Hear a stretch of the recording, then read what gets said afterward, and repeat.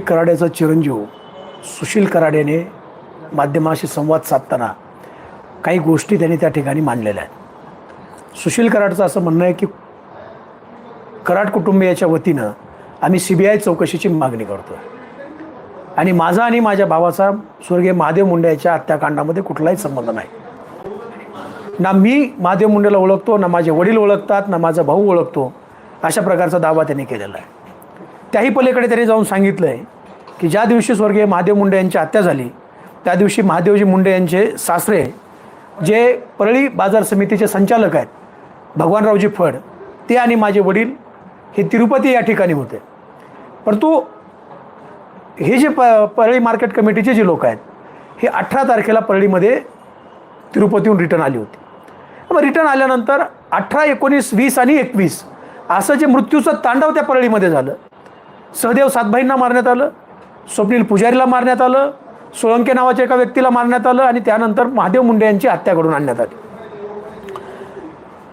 आज सुशील कराडांनी असं सांगितलं की आमच्या कुटुंबाचा कुठलाही संबंध नाही, आमचं कुटुंब याच्यामध्ये नाही. अशाच पद्धतीचा आव वाल्मिक कराडने सुद्धा स्वर्गीय संतोष अण्णा देशमुख यांच्या हत्येच्या वेळेला आणला होता. आणि त्यांनी एक व्हिडिओ करून सांगितलं होतं की संतोष भैया देशमुख यांचे जे कोणी मारेकरी असतील त्यांना फाशी देण्यात यावी आणि मी आता सरेंडर होतो.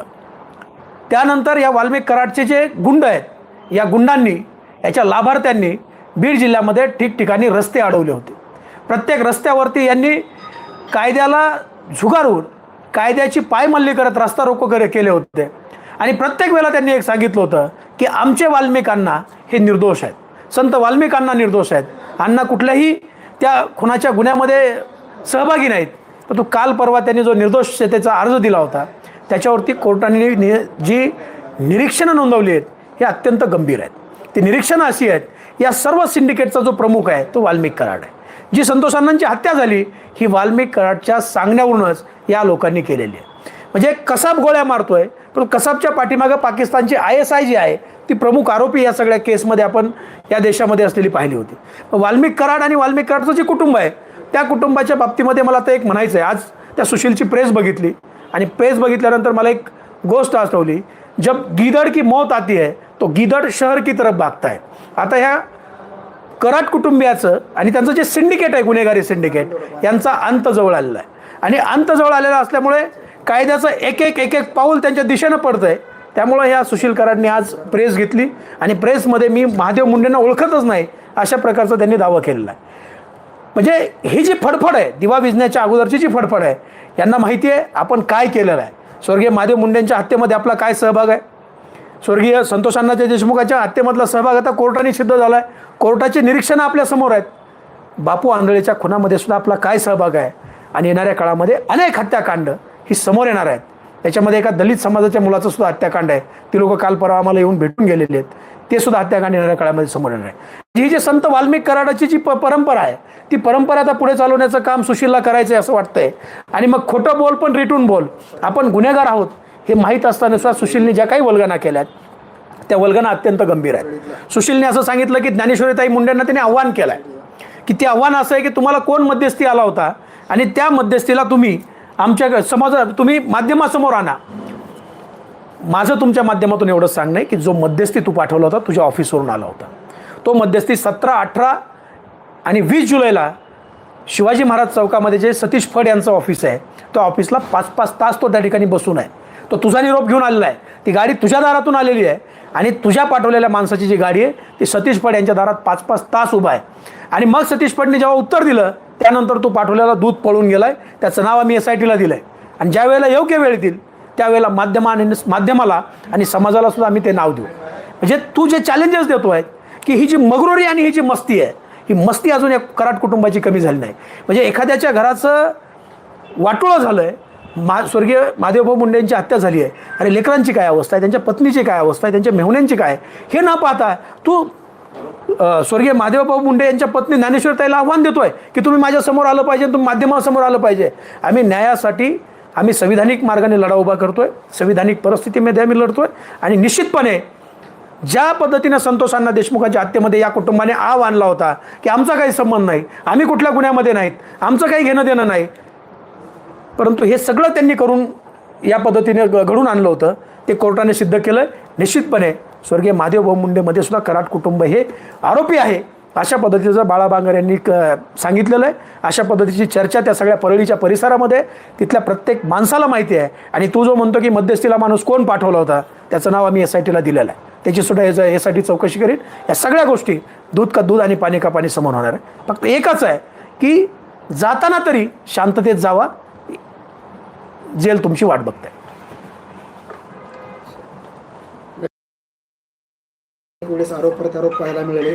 ज्या पद्धतीने संतोष देशमुख हत्या प्रकरणामध्ये देखील वाल्मिक कराड यांनी आपण दोषी नाहीत आणि आपण जर दोषी असेल तर आपल्याला भर चौकात फाशी द्या, आज देखील त्यांचा मुलगा म्हटलेला आहे की आम्ही कुणीही दोषी नाही, विनाकारण आमच्यावर आरोप करण्यात येत आहे किंवा आम्ही चौकशीला जायला सामोरे तयार आहोत. वाल्मिक कराड ज्या पद्धतीने म्हणलं होतं की मला भर चौकात फाशी द्या, संविधानामध्ये तर तशी तरतूद नाही, पण तो जनमानसाची भावना आहे की वाल्मिकला चौकातच फाशी दिली पाहिजे. आणि ज्या पद्धतीने त्यांनी ते मांडलं, ज्या पद्धतीने त्यांनी शोबाजी केली, रस्ते अडवले, गुंडगिरी केली, पोलीस स्टेशनवर मोर्चे काढले, SP ऑफिसवर मोर्चे काढले, शेवटी या न्यायव्यवस्थेवरती आमचा विश्वास आहे. आदरणीय पंकजी कुमावत सर, आदरणीय संतोषजी साबळे सर यांना आम्ही सगळ्यांनी म्हणजे स्वर्गीय महादेवभाऊ मुंडे यांचा कुटुंबाने आम्ही सगळ्यांनी आदरणीय मुख्यमंत्री साहेबाकडे आणि मनोजदादा जरांगे पाटलाकडे पाठपुरावा करून मागून घेतलेला आहे. त्यामुळे याचं दूध का दूध आणि पाणी का पाणी होणार आहे. गेले 22 महिने कराड कुटुंबाच्या तोंडातनं बरंसुद्धा बाहेर आलं नाही. काल पंकज कुमावत साहेब आले आणि आज त्या सुशील कराडला वाचा फुटली. पुलिस की लाठी अच्छे अच्छे को बुलाती आहे. त्यांना माहिती आहे की पंकज कुमावत साहेब आलेत, आपल्याला सुट्टी मिळणार नाही. आणि मग शेवटचा एक प्रयत्न आहे वाचण्याचा. माणूस पाण्यात पडल्यानंतर हातपाय हलवतोच, तशी सुशीलची ती फडफड आहे शेवटची. त्यांनी पुढे असं सुद्धा म्हटलं होतं की यामध्ये नेमकी डील झाली आहे की नाही हे स्पष्ट झालं पाहिजे, कारण आम्ही तर कुणाला ऑफर घेऊन पाठवलं नव्हतं आणि तुम्हाला ऑफर आली का नाही हे स्पष्ट झालं पाहिजे. मग मी तुम्हाला सांगितलं ना की 17, 18, 19 आणि 20 त्यांनी पाठवलेला जो दूत आहे तो स्वर्गीय महादेव मुंडे यांचे मेहुणे सतीश भाऊ फड यांच्या ऑफिसमध्ये 5-5 घंटे बसलाय. त्यांनी ती ऑफर दिलेली, आम्ही ते सगळं पुराव्याने SITला दिलेलं आहे. आणि ज्या वेळेला वेळ येईल तेव्हा समाजाला आणि माध्यमाला सुद्धा देऊ. हा कायदेशीर प्रक्रियेचा भाग आहे. आणि तुला जर तेवढीच जर हौस असेल तर तू SITकडे जा आणि आम्ही कुणाचं नाव दिलं ती चौकशी कर. गेल्या 2 दिवसांपूर्वी एक व्हिडिओ समोर आला ज्यामध्ये गोट्या गित्तेचा व्हिडिओ आहे जो आता फरार आहे आणि मकोकातला सुद्धा आरोप आहे आणि थेट तो आमदाराला एका लोकप्रतिनिधीला धमकी. याच्यामध्ये असं आहे की गोट्या गीते हा एका रेल्वे पटरीवर बसून एक व्हिडिओ करतोय. त्याच्यामध्ये आदरणीय जितेंद्र आव्हाड साहेब, अंजलताई दमानिया, सुरेशांना दशा सगळ्यांना तो धमकी देतोय. आणि तो सांगतोय की माझं जे दैवत आहे श्री संत वाल्मिक अण्णा कराड ते माझं दैवत आहे. आता त्यांची एक अडचण अशी आहे की जितेंद्र आव्हाड साहेब हे त्याच्या प्रकरणामध्ये पहिल्या दिवसापासून फॉलोअप घेत आहेत. ते प्रकरण मांडलंय, मीडियासमोर मांडलंय आणि ज्ञानेश्वरीताई मुंडे या आमच्या भगिनीला न्याय देण्यासाठी आव्हाड साहेब लढत आहेत. त्यामुळे आव्हाड साहेबाला धमक्या बिमक्या कुठं गरजुल्याने देऊन काही फरक पडत नाही. आव्हाड साहेब त्याला मोजणार नाहीत, आम्हीही मोजणार नाहीत, ना दसांना त्याला मोजणार आहेत. त्यामुळे ही जी यांची जी मगरुरी आहे की आपण मकोकाचे आरोपी आहोत, आपण 2-2, 3-3 खुनातले आरोपी आहोत आणि असं असताना सुद्धा आपण व्हिडिओ करतोय आणि व्हिडिओ करून आपण या व्यवस्थेला आव्हान देतोय. ते जे आव्हान आहे ते आव्हान फक्त आव्हाड साहेबाला नाही आहे, ते आव्हान आहे महाराष्ट्राच्या गृहमंत्र्याला आणि महाराष्ट्राच्या मुख्यमंत्र्याला आहे. ते आव्हान त्यांनी स्वीकारलं पाहिजे. आणि माझं तर म्हणणं असं आहे की यांनी लवकरात लवकर गोट्या गीतेला अटक करावं, अटक करून समाज माध्यमासमोर आणावं. नाही तर हे लोक त्या गोट्या गीतेचा सुद्धा त्याचा खून करतील किंवा त्याचं सुद्धा त्या ठिकाणी बरं वाईट घडून आणतील. कारण अनेक राज हा गोट्या गीते आपल्या काळजामध्ये घेऊन फिरतोय. परळीच्या प्रत्येक घटनेशी या गोट्या गीतेचा संबंध आहे. म्हणतो आजच मीडियावरती एक यादी आली आहे की त्या गोट्या गीतेवरती 28-30 गुन्हे आहेत. म्हणजे 28-30 गुन्हे असलेला व्यक्ती हा वाल्मिक कराडांना दैवत मानतो आणि वाल्मिक कराडांच्या इशाऱ्यावरती अनेकांचे खून करतो, लोकांच्या दारामध्ये नेऊन श्राद्धाचं ताट ठेवतो, भर बाजारामधून लोकांना शिबिगाळ करतो, लोकांना मारून टाकतो आणि तो गोट्या गीते हा त्या वाल्मिक अण्णाचा भक्त आहे. याच्यावरून त्यांची ती एकूण प्रतिमा जी आहे ती प्रतिमा आपल्या सगळ्यांच्या लक्षात येते. महादेव मुंडे हत्या प्रकरणात ज्यांच्यावरती आरोप होत आहेत, मग तो गोट्या किती असेल व्हिडिओ बनवतो, दुसऱ्या बाजूला कराड कुटुंब मीडियासमोर येतो, एकूणच याबद्दल काय वाटतं? याच्यामध्ये काय आहे की गेले 22 महिने एकही आरोपी पोलिसांनी डिटेक्ट केला नाही. 22 महिने त्याच्यामध्ये 9 तपास अधिकारी बदलले आहेत.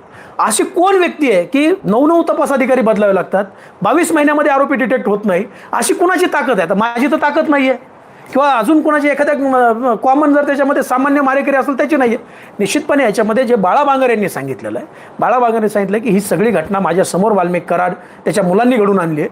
महादेव मुंडेंचं गळ्याचं मांस वाल्मिक कराड खिशामध्ये फिरून घेऊन फिरत होता. एवढी विकृती आहे आणि आम्ही कशी दहशत माजवतो, आम्ही कसं सांगतो, आम्ही आमच्या आडव्या आलेल्या लोकांना कसं संपवतो हे दाखवण्यासाठी केलेले हे उपक्रम आहेत. स्वर्गीय संतोष अण्णामध्ये सुद्धा त्यांना अतिशय क्रूरपणे मारलं आणि क्रूरपणे मारून त्यांच्या प्रेताची विटंबना केली, जिवंत असताना त्यांची विटंबना केली, त्याची व्हिडिओ क्लिपिंग केली आणि ती व्हिडिओ क्लिपिंग समाज माध्यमावरती आणि इतर लोकांना पाठवली. त्याचं कारण असं आहे की आम्हाला आडवं गेलेल्या लोकांना आम्ही कसं संपवतो, ही विकृत मानसिकता आणि दहशत निर्माण करायची जी पद्धत आहे ती वाल्मिक कराड आणि त्यांच्या टोळीची आहे आणि त्या पद्धतीनं ते काम करतायत. तर या खुनामध्ये सुद्धा बाळा बांगरचे 24 तास सोबत असलेला माणूस आहे. बाळा बांगर सांगतात ना, निश्चितपणे ते माणूस खोटं बोलत नाही, कारण हे बोलणं सुद्धा जीवावर बेतण्यासारखं आहे. यांचं गुन्हेगारी सिंडिकेट आजही चालू आहे, आजही यांचे गुन्हेगार बाहेर कार्यरत आहेत. आजही या लोकांकडून आम्हाला सगळ्याला जीवे मारण्याच्या धमक्या येत आहेत, आम्हाला सगळ्याला त्या ठिकाणी त्रास देण्यात येतोय आणि हे होणार आहे. तुमच्याकडे ज्याप्रमाणे पुरावे आहेत तसेच पुरावे त्यांच्याकडे आहेत आणि ती त्यांची भूमिका कराड कुटुंबाची भूमिका ती मांडणार पत्रकार परिषदेत. माझं तुमच्या माध्यमातून त्या सुशीलला आव्हान आहे, तू ये, अजून कोणी असेल त्याला आण, छत्रपती शिवाजी महाराज चौक बीड या ठिकाणी समोरासमोर आपण प्रेस करू. तुझ्याकडे काय पुरावे आहेत आमच्याबद्दलचे घेऊन ये, आम्ही तुझ्या कुटुंबापर्यंतचे पुरावे घेऊन येतो. आम्ही अजूनपर्यंत फक्त स्वर्गीय महादेव मुंडे यांचा खून आणि या खुनाशीच निगडीत बोलतोय. ज्या दिवशी आम्ही पुरावे घेऊन येऊ ना त्या दिवशी तू जेलमध्ये असलेला बापाला बापसुद्धा म्हणणं बंद करशील, एवढं लक्षात ठेव. त्यांनी असं सुद्धा म्हटलं की जे पोलीस अधिकारी आहेत त्यांच्या बदल्या होतात आणि त्यांचे पुढे चालून प्रमोशन होतात असा आरोप होता आणि त्यावर त्यांनी म्हटलं आहे की जे रवी सानप आहेत त्यांची इलेक्शन कमिशनच्या रुटीन बदली झालेली आहे, इलेक्शन कमिशनच्या GR नुसार. रवी सानप यांची रुटीन बदली झाली असेल, 8 चौकशी अधिकाऱ्यांची बदली होण्याचं काय कारण आहे? पण आमचं तर म्हणणं असं आहे की रवी सानप यांचे CDR काढावेत, एक ससाने नावाचा AP आहे त्याचे CDR काढावेत, त्या काळात काम करणाऱ्या सगळ्या अधिकाऱ्यांचे परळी पोलीस स्टेशनचे CDR काढावेत. कोण कुणाला किती प्रेशराईज करत होतं आणि कोण कुणाकडून काय काम करून घेत होतं येऊ द्या समाजाच्या समोर. हे अधिकारी बदलणं या सगळ्या गोष्टींवरती कुणाचा दबाव? तर या सगळ्या गोष्टीमध्ये दबाव हे वाल्मिक कराडच्या सिस्टमचाच होता ना. याला काही बाहेरची माणसं कुणी आहेत? तुमच्या माझ्या हातामध्ये थोडं आहे की एखाद्याची बदली करून आपण टाकू शकतो. हा वाल्मिक कराडच आहे की ज्यांनी गेले 5 वर्ष बीडचं पोलीस दल हे घर गड्यासारखं वापरलं. त्याला वाटेल त्याच्यावरती खुनाचा आरोप करणं, त्याला वाटेल त्याला माणसं मारायला लावणं आणि त्याला बाहेर काढणं, या पद्धतीचं काम हे वाल्मिक कराडने केलेलं. त्याच्यामुळे वाल्मिक कराडशिवाय हे कुणी करू शकत. वाल्मिक कराडाने त्याला जे मदत करणार त्याचे जे आका आहेत त्या आकांचं हे सगळं काम आहे. आता पोलीस परळीमध्ये दाखल झालेत, स्पॉट्स पंचनामा करते, SITचं पथक, पंकज कुमावत आले, त्यामुळे आता वाटतंय कुठेतरी तपासाला 100 कसं आहे की पंकज कुमावत साहेब हे जे आहेत अत्यंत प्रामाणिक ऑफिसर आहेत. म्हणजे या महाराष्ट्रामध्ये अनेक अधिकारी असताना, जिल्ह्यात IPS दर्जाचे अधिकारी असताना सुद्धा स्वर्गीय महादेव मुंडेंच्या कुटुंबाची मागणी होती की आम्हाला पंकज कुमावत साहेबासारखा अधिकारी हवा आहे. कावत साहेब अत्यंत प्रामाणिकपणे काम करत आहेत, पण काही कामामध्ये त्यांना जी वाल्मिकनी जी सिस्टम बसवलेली पोलीसमधली ती सिस्टम अडचणीची ठरत होती. संतोषजी साबळे साहेब अत्यंत प्रामाणिक अधिकारी आहेत, यांना मुख्यमंत्री महोदयाकडे आग्रह करून या कुटुंबाने आणि आम्ही सगळ्या लोकांनी मागून घेतलं. आता कुमावत साहेब आलेत म्हणजे निश्चितपणे याच प्रकरणातले नाही तर स्वर्गीय बापू आंधळे प्रकरणातले सुद्धा खरे आरोपी हे गजाआड होतील आणि जे खोट्या लोकांना जे गुंतवलं ते निश्चितपणे बाहेर येतील. महादेव मुंडे प्रकरणात कराड कुटुंबातील सुशील श्री कराड कोण याच्यामध्ये आहे आणि ते मध्ये जाते असं? याच्यामध्ये बाळा बांगर यांनी जे पोलिसांसमोर स्टेटमेंट दिलं आहे त्या स्टेटमेंटमध्ये त्यांनी श्री कराड, वाल्मिक कराड आणि त्याच्या जवळची 6 लोक यांचं नाव घेतलेलं आहे. ते पोलिसाकडे रेकॉर्डवर आहे. म्हणजे तो काही मीडियाला बोललेत बाळा बांगर आणि निघून गेलेत असं नाही, पोलिसाकडे रेकॉर्डवर आहे. त्यांनी हेही सांगितलं आहे की मी 164चा जॉब द्यायला तयार आहे आणि वेळ आली तर माझी नार्कोसुद्धा करा. म्हणजे ज्या बाळा बांगरच्या समोर ही सगळी घटना घडली ते बाळा बांगर आज माध्यमासमोर आणि सिस्टमसमोर येऊन बोलत आहेत. ते निश्चितपणे त्याचा विचार झाला पाहिजे, त्याच्यावर सुद्धा चौकशीचा एक अँगल त्या पद्धतीने चालवला पाहिजे. श्री कराड जो आहे तो परदेशात जाण्याच्या तयारीत आहे अशा प्रकारचे दावे केले जात आहेत. पहिलं पैशावाल्या बापाचे पोर आहेत, कुठेही जाऊ शकतात ते, फक्त पोलिसांनी जाऊ देऊ नये एवढीच आमची विनंती. महादेव मुंडे हत्या प्रकरणात काही लोकांची चौकशी झाली, त्यांना नोटीस देऊन सोडलं गेलं. मात्र याच्यामध्ये वाल्मिक कराडच्या 2ही मुलांची चौकशी झाली अशी माहिती आहे किंवा सूत्रांनी माहिती दिलेली आहे. मात्र त्यांना नोटीस देऊन सोडलेलं आहे. पोलीस यंत्रणा कशा पद्धतीने काम करते आणि संपूर्ण चाललेला तपास आणि गेलेला वेळ याबद्दल तुमचं काय मत आहे? कुमावत साहेब काल SITच्या माध्यमातून बीडमध्ये दाखल झालेत. आज त्यांनी कामाला सुरुवात केली. आता जी काही चौकशी होईल, ज्या लोकांना चौकशीला बोलवलं जाईल, निश्चितपणे त्याच्यामध्ये एक फायनल रिझल्ट आपल्याला मिळेल आणि आपण कुमावत साहेब काय करतायत याची आपण वाट पाहिली पाहिजे, कारण ते आजच कालच आलेत आणि आज त्यांनी कामाला सुरुवात केली. आणि कुमावत साहेब ज्या पद्धतीने काम करतायत निश्चितपणे आम्हाला विश्वास आहे की कुमावत साहेब यातील खरे आरोपी गजाआड घालतील.